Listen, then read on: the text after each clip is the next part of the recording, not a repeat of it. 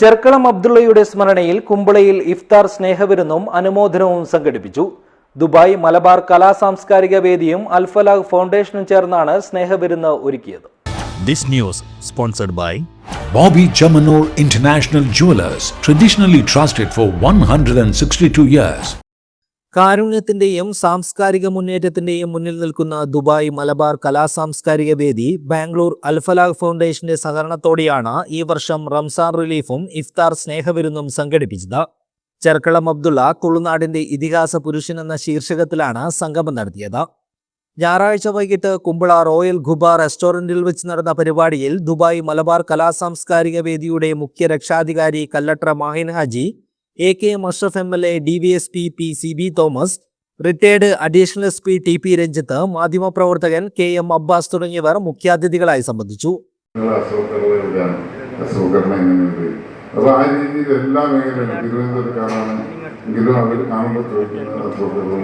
അപ്പോൾ ആ രീതിയിൽ എല്ലാ കായിക മേഖലകളിൽ പ്രവർത്തിക്കുന്ന എല്ലാവരുമായി നല്ല ബന്ധം കാത്തു സൂക്ഷിക്കുന്ന അശ്രദ്ധ എല്ലാ റമദാനിലും ഇങ്ങനെ ഒരു പരിപാടി സംഘടിപ്പിക്കുകയും നല്ല വിപുലമായ രീതിയിൽ അവരുടെ പ്രവർത്തനങ്ങൾ നടത്തുകയും ചെയ്യുന്നുണ്ട്.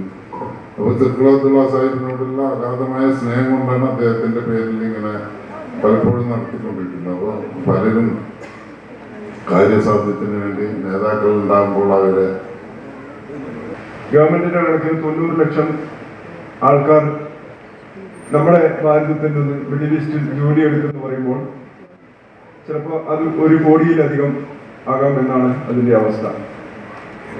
ശാക്തിക ശക്തികളുടെ ഒരു യുദ്ധം പ്രഖ്യാപനം എന്നതിലുപരിയായി തോൽക്കുന്നവൻ അണുവായുധം ഉപയോഗിക്കാൻ പോലും